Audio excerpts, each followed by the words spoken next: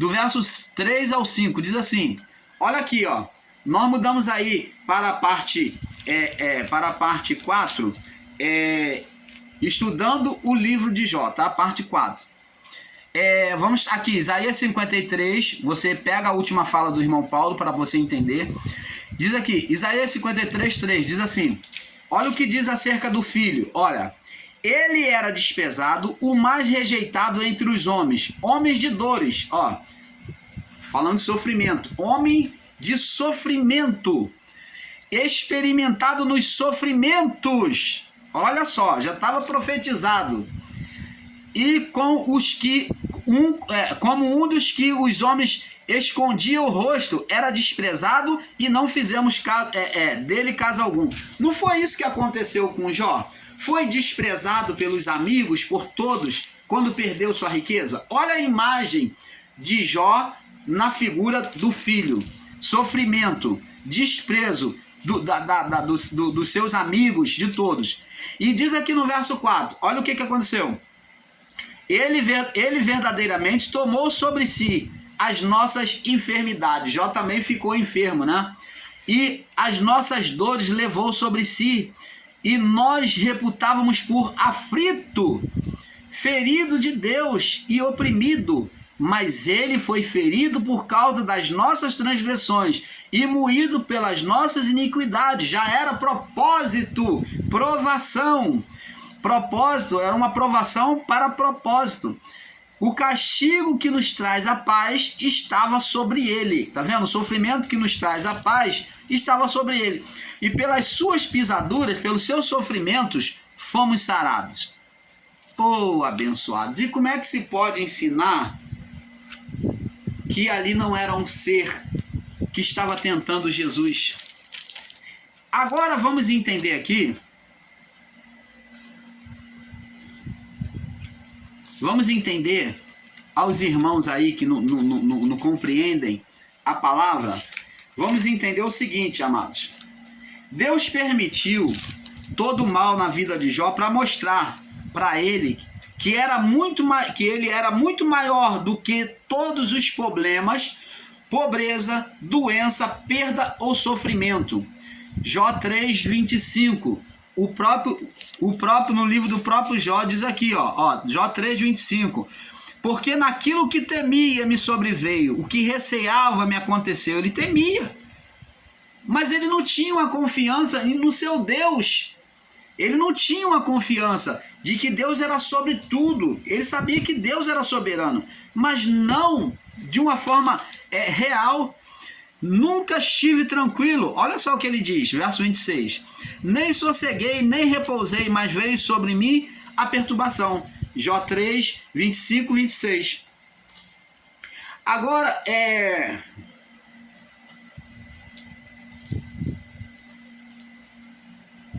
nós vemos que também esse ser espiritual, como vemos Faraó, também se considerava um Deus. Você vê que Faraó, ele queria que o povo hebreu adorasse ele. Ele se colocou como ídolo. Existiam vários ídolos. Ele queria que o povo hebreu adorasse os ídolos dele e a ele mesmo, que ele se dizia ser o Deus do Egito. Ele foi chamado de Deus do Egito. Então, o ser espiritual se coloca também como um Deus, né? E ele não aceita de jeito nenhum que Jó seja reverente a Deus. Jesus, na tentação do deserto, passa na tentação do deserto, Jesus na tentação do deserto, ele passa pelas mesmas tentações que Jó. Os amigos de Jó foram influenciados pelo mal, né, pelas falsas verdades e o sofrimento. Então, a primeira falsa verdade que os amigos de Jó diz é considerar a mesma falsa verdade que o Satanás disse. A primeira falsa verdade que os amigos de Jó vai falar é o que o ser Satanás disse, que é Jó 1, 9 ao 11. Considerar o homem interesseiro. Então ele diz que tudo o homem dará, o ser Satanás diz que tudo o homem dará pela sua vida, olho por olho, dente por dente. E segundo, o sofrimento é o julgamento de Deus. Eles ensinavam que o sofrimento, os amigos de Jó falava que, nós vamos ver, que o sofrimento é o julgamento de Deus pelos pecados, né? Julgamento pelo pecado. Justamente aquilo que Jó pensava sobre si mesmo. Jó, aqui no capítulo 1, no verso 21, ele vai falar de forma errônea, dizendo assim: e disse, nu saí do ventre da minha mãe e nu tornarei para lá. O Senhor deu e o Senhor tomou. Está certo? Não. Se ele disse o Senhor deu e o Senhor tomou, como Deus é soberano, mas Deus não deu com a mão e tirou com a outra, não. Porque ensinar que Deus, Senhor me deu, Deus tomou, é você ensinar um Deus traiçoeiro, um Deus ardiloso, que dá com uma mão e tira com a outra. E esse Deus é apresentado aí no mundo, que são as forças ocultas, a qual as pessoas fazem pacto para poder conquistar as coisas, aonde eles dão com a mão e depois vem fazer, de um certo tempo, vem fazer cobrança. Mas Jó não entendia também como esses homens, ele achava que Deus deu e Deus tomou, né? Então, ele considerava que por causa de algum pecado, né? Eles consideravam que por causa de algum pecado, aquele mal sobreveio a ele. Então ele diz, Deus me deu. O entendimento dele é que Deus está cobrando porque ele fez alguma coisa de errado. Como lemos lá no capítulo 1, no verso 5, né? Onde ele oferecia para que o mal não alcançasse a ele. No capítulo 2, no verso 10, Jó disse assim para sua mulher: como qualquer doida fala tu, receberemos o bem de Deus e não o mal. Então, aqui ele também tem um entendimento errado. Ele achava, como aqueles homens do passado, os seus amigos também, que o mal vinha para o homem mediante a um estado de condenação. Presta atenção.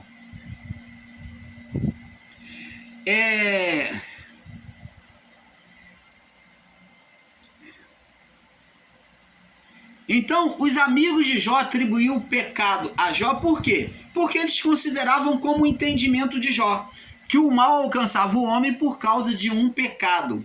Agora, nem sempre o sofrimento é punição de Deus. Deus não está punindo a Jó e simplesmente provando a Jó. Então, Jó achava que a punição, que a aflição, o sofrimento, era punição de Deus, como os amigos dele também. E Deus não estava punindo a Jó, mas apenas provando. Todo pecado,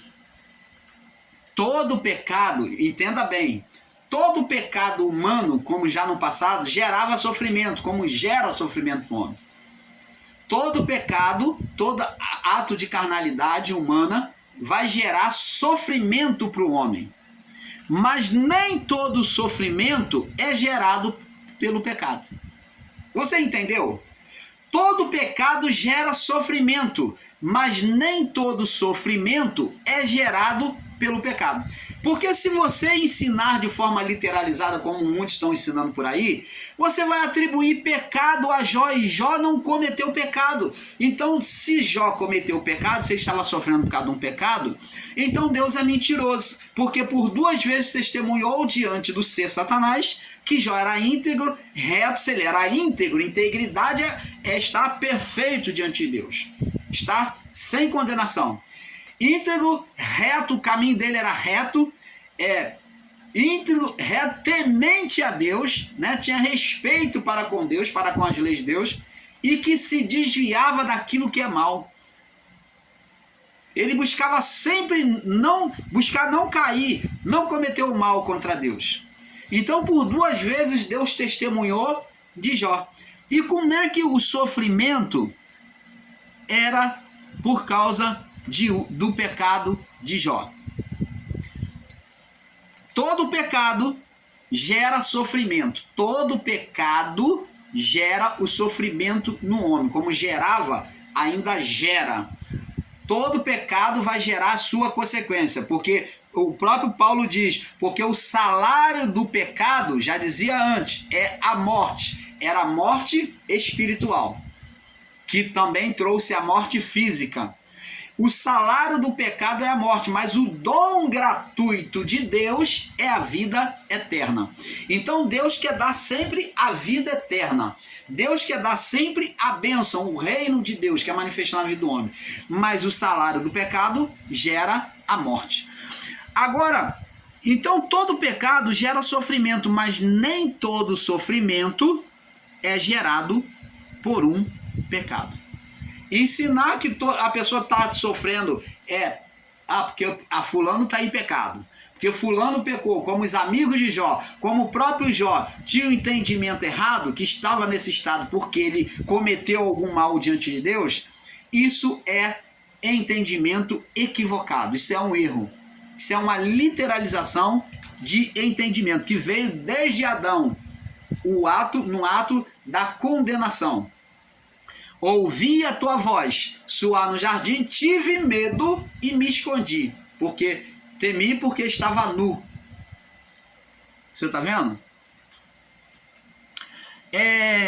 Agora vamos ver que Jó, no capítulo, Jó vai dizer, ele diz assim, eu sei que meu Redentor vive no meio ao seu sofrimento, depois de estar cheio de úlcera, ter perdido tudo, ele vai falar assim, eu sei que o meu Redentor vive,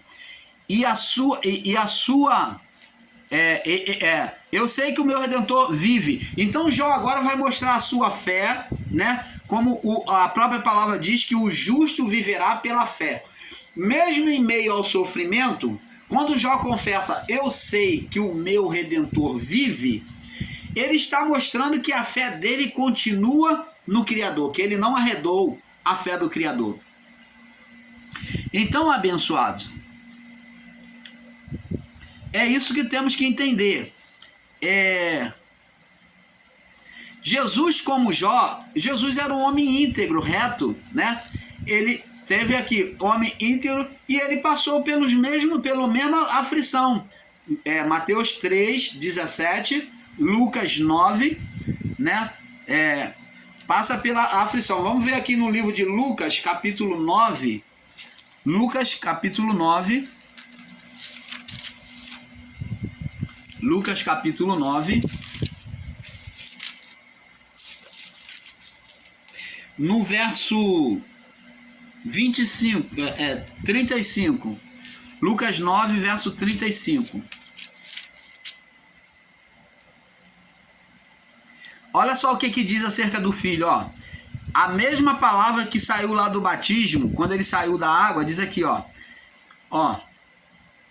E saiu da nuvem uma voz que dizia, este é meu filho amado, a ele ouvi. Essa mesma palavra foi dita aqui no livro de Mateus, capítulo 17, no livro de Marcos 9, 7, Mateus 17, verso 5. Então, essa mesma palavra foi ouvida no batismo, aonde Deus mostra que ele tem prazer, como ele testemunhou de Jó, ele também agora vem testemunhar do filho dizendo, este é o meu filho amado em quem eu tenho prazer. Na transfiguração ele aparece e diz para os discípulos, este é o meu filho amado, a ele ouvi, porque ele estava conversando com Moisés e com Elias naquela visão. Você está vendo Deus testemunhando do filho da mesma forma? Então, abençoados, é isso que temos que entender. Vamos aqui. Vamos no livro de Provérbio, no capítulo 28, Provérbio 28, verso 13. Vamos ver aqui, Provérbio 28, verso 13. Nós vamos pegando um pouco aqui, um pouco ali e chegando a um entendimento perfeito. Provérbio 28,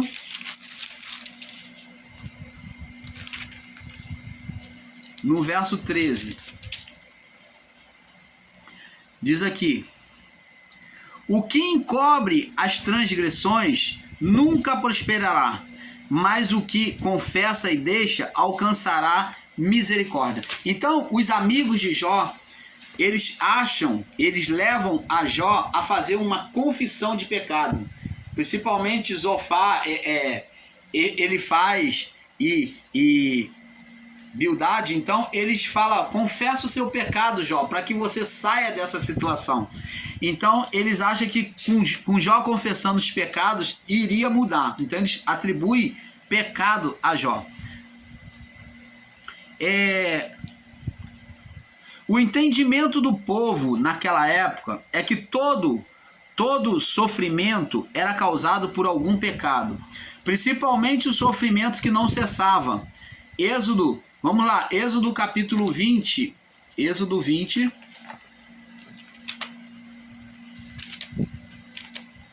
Êxodo 20, no verso 5. Êxodo 20, verso 5, está aqui na lei, aonde Deus vai falar que visita a maldade dos pais nos filhos. Êxodo 20, no verso 5, diz assim, verso 4, vamos ler aqui do verso 3 em diante. Não terás outros deuses diante de mim, não farás para ti imagem de escultura, nem alguma semelhança do que há em cima nos céus, no plural, que é céu dos céus, né? Tem que observar isso, que aqui não está no céu, está nos céus, está relacionando a qualquer ser celestial. Não poderia fazer imagem a qualquer anjo, a qualquer ser celestial, nem embaixo na terra, nem dos que já morreram, nem nas águas, nem dos que morreram debaixo das águas, ou de seres marinhos, para adorar. Não te encurvarás a ela, e nem as servirás, porque eu, o Senhor teu Deus, sou Deus zeloso, e visito a iniquidade dos pais nos filhos, até a terceira e a quarta geração daqueles que me odeiam. Você está vendo, abençoado? Então, era o conceito que eles tinham já aqui na lei mosaica, de que o mal ele vinha mediante ao pecado, e que se não saísse é porque tinha uma condenação. Vamos em João, deixa eu ver se é João capítulo 9, João 9, vamos ver aqui, João 9,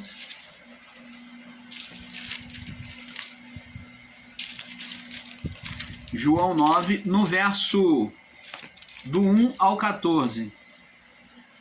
Diz aqui, olha só, o cego de nascença, diz aqui, olha o conceito que eles tinham, confirmando que, olha só, que se a situação da pessoa não mudasse, é por causa de condenação. Diz aqui, João 9, verso 1 ao 14. E passando Jesus viu um homem cego de nascença. Ele trazia uma condenação de cegueira de nascença. E os seus discípulos lhe perguntaram, dizendo: Rabi, que quer dizer mestre, quem pecou, este ou seus pais? O que? Maldição hereditária, né, da lei. Então eles estão perguntando sobre a maldição que diz que vai da terceira à quarta geração, que nós lemos aí em Êxodo 20, verso 5. E ele diz: quem pecou, este ou seus pais, para que nascesse cego?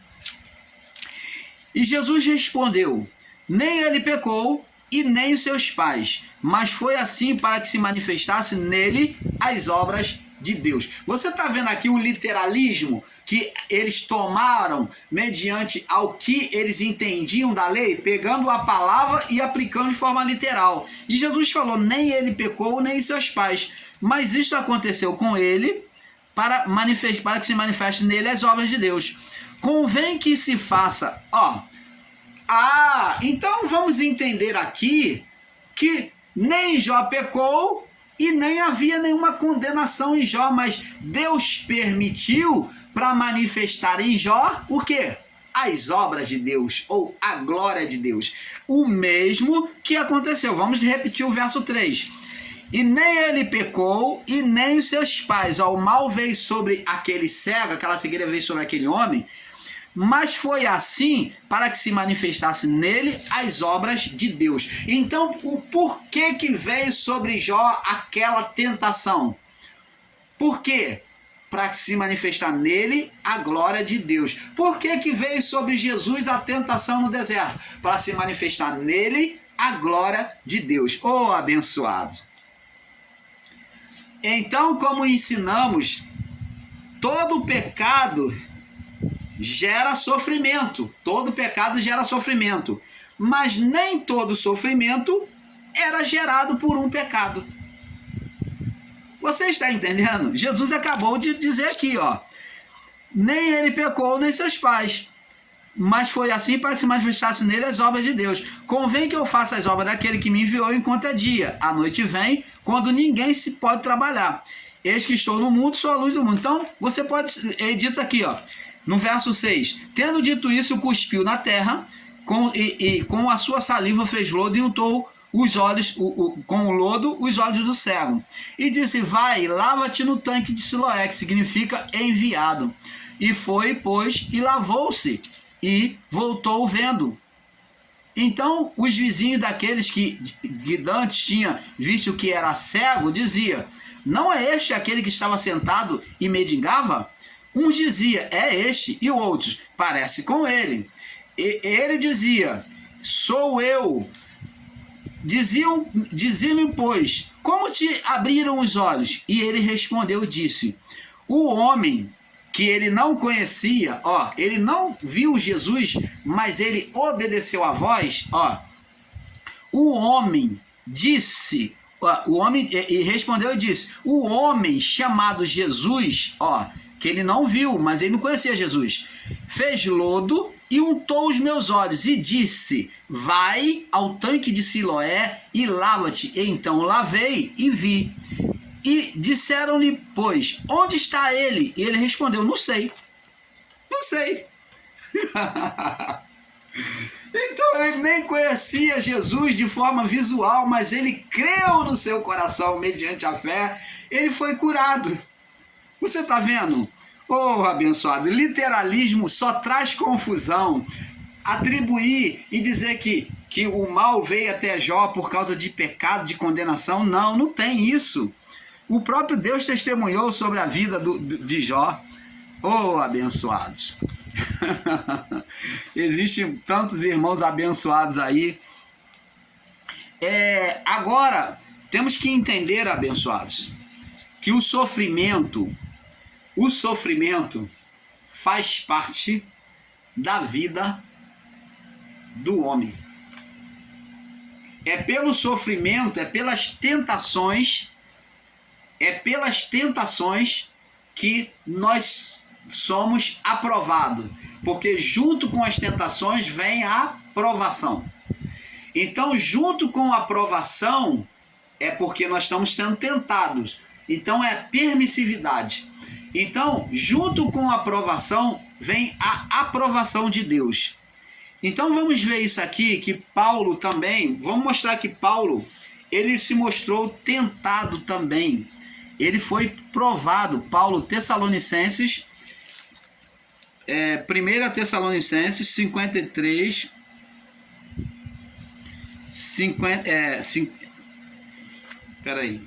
1 Tessalonicenses,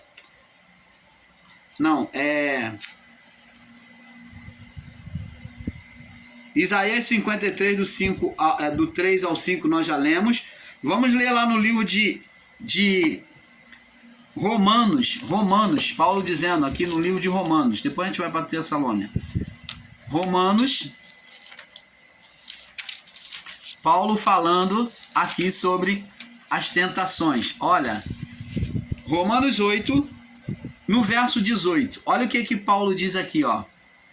Para mim, tenho por certo que as aflições é o mesmo que sofrimento deste tempo presente, que para mim tenho por certo que os sofrimentos deste tempo presente não são para comparar com a glória que em nós há de ser revelada. Então ele está dizendo que o sofrimento a glória seria muito maior do que o sofrimento. Por isso que diz que a glória da segunda casa será maior do que a primeira. Jó não recebeu tudo em dobro. Ele sofreu muito Mas ele não recebeu uma glória sobre glória? Ele recebeu tudo em dobro? Ele não recebeu uma glória que ele tinha sobre glória, ele recebeu tudo em dobro? Sim. Então, quando vem o sofrimento sobre nós, Paulo está dizendo que, para mim tem por certo que as aflições deste tempo presente não se dá para comparar com a glória que em nós há de ser revelada, com a glória futura. E em 2 Coríntios, ele também diz, vamos 2 Coríntios agora, ele dizendo agora em 2 Coríntios, no verso 4, 2 Coríntios, no verso 4, no capítulo 4, 2 Coríntios, capítulo 4, no verso 1, diz assim, no capítulo 4, verso 17, me perdoe, capítulo 4, verso 17, diz aqui, ó, porque a nossa leve e momentânea tribulação ou aflição, né, que é sofrimento também, tribulação, sofrimento, aflição, são as mesmas coisas.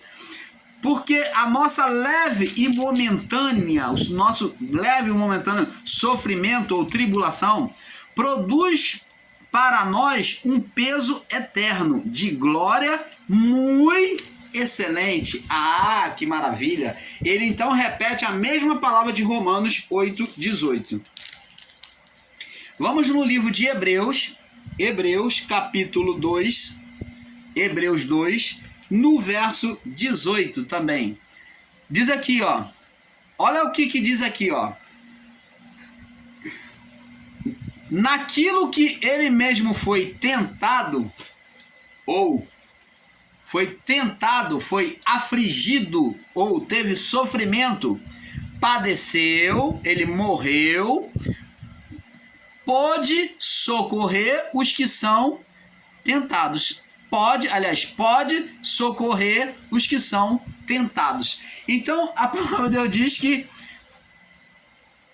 nós não somos tentados acima das nossas forças, mas que Deus trará com a tentação o escape. Não é isso que diz a palavra?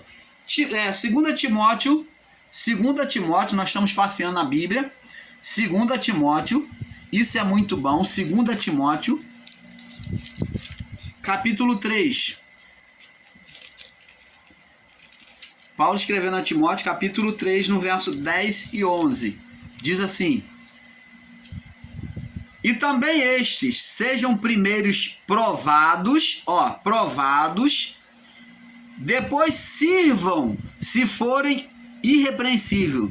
Da mesma sorte, as esposas sejam honestas e não maldizentes, sóbrias e fiéis em tudo. Então, ele aqui fala sobre episcopado, que aquele que desejava o episcopado deveria ser provado. Tinha que primeiro passar por aquele sofrimento, ser observado no sofrimento, para ver se realmente ele se mantinha de pé, fiel a Deus, para então assumir o ministério, o episcopado. Então, nós vamos ver também em Tiago, vamos lá, Tiago, que maravilha, passeando nas escrituras, um pouco aqui, um pouco ali, conhecendo a verdade. Tiago 1, verso 2 e 3, olha o que Tiago diz aqui, ó. Meus irmãos, tende grande alegria quando enfrentardes várias aflições ou tentações. Ó, tá vendo? Sabendo que a prova da vossa fé, então tá vendo aqui que aonde existe uma tentação, existe também uma provação. Por isso que os irmãos, os ensinadores literais em graça, diz que tentação e provação é a mesma coisa. Não, o tentador é espiritual, é o adversário. E